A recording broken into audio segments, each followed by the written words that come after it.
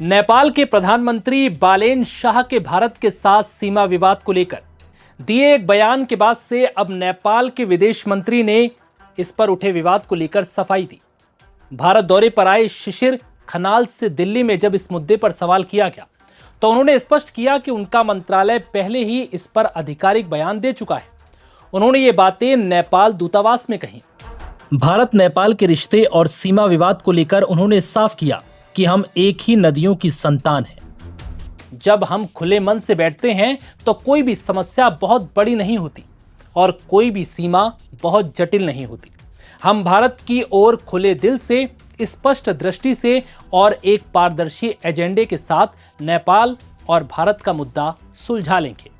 अब ये जानिए कि नेपाल भारत रिश्तों पर दिल्ली में विदेश मंत्री शिशिर खनाल ने और क्या क्या बातें कहीं। दरअसल नेपाल के विदेश मंत्री ने कहा कि हम भारत के साथ सीमा विवाद को राजनयिक वार्ता के माध्यम से हल करना चाहते हैं। हम भारत के साथ सीमा मुद्दे को खुले मन से और द्विपक्षीय ढांचे के आधार पर हल करेंगे। हम 21वीं सदी की भू राजनीति के विकृत, अति संवेदनशील नजरिए से भारत को नहीं देखते। हम अतीत की चिंताओं से बंधे नहीं रहना चाहते। भारत एक उभरती हुई आर्थिक शक्ति है और हम परस्पर लाभकारी संबंध चाहते हैं, वो भी बिना किसी विवाद के।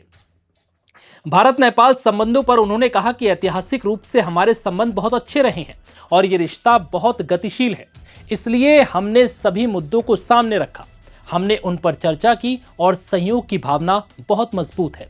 खनाल ने कहा कि मैं बहुत सकारात्मक सोच और उम्मीद के साथ वापस जा रहा हूं कि कल शुरू हुई इन चर्चाओं का नतीजा अगले कुछ महीनों में जल्द ही हमारे सामने आ जाएगा। वहीं कैलाश मानसरोवर यात्रा अलग अलग बॉर्डर चेक पॉइंट से होती है। कई लोग नेपाल के रास्ते यात्रा करते हैं।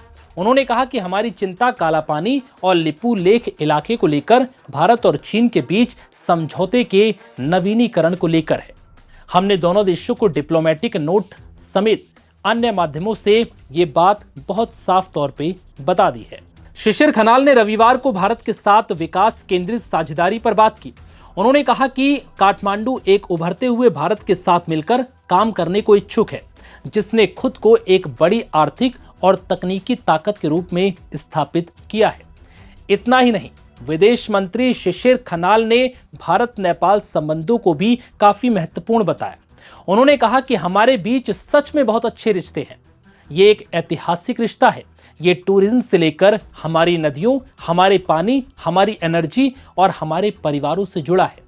भारत के 3 दिवसीय दौरे पर आए खनाल ने बालेन शाह की भारत यात्रा को लेकर कहा कि फिलहाल इसकी कोई तारीख तय नहीं की गई है, लेकिन मेरे आने से उम्मीद की जा सकती है कि आने वाले महीनों में दोनों ओर से कई उच्च स्तरीय दौरे हो सकते हैं, जिसमें इन समस्याओं का समाधान तेजी से होगा। नेपाली विदेश मंत्री ने साफ किया कि हम भारत को खुले दिल, साफ नजरों और एक ही पारदर्शी एजेंडे नेपाल के आर्थिक बदलाव से देखते हैं। जब हम बॉर्डर पर देखते हैं तो हमें एक उभरता हुआ भारत दिखाई देता है, एक ऐसा भारत जिसने ग्लोबल स्टेज पर खुद को एक तेजी से बढ़ते टेक और आर्थिक पावर हाउस के तौर पर बुनियादी तौर पर और खूबसूरती से फिर से बनाया है। हम इस गहरी उम्मीद, लेटेस्ट तकनीक और लगातार काम करने वाले भारत के साथ जुड़ना चाहते हैं। लेकिन अब सवाल यह है कि भविष्य में भारत नेपाल के रिश्ते कैसे होंगे।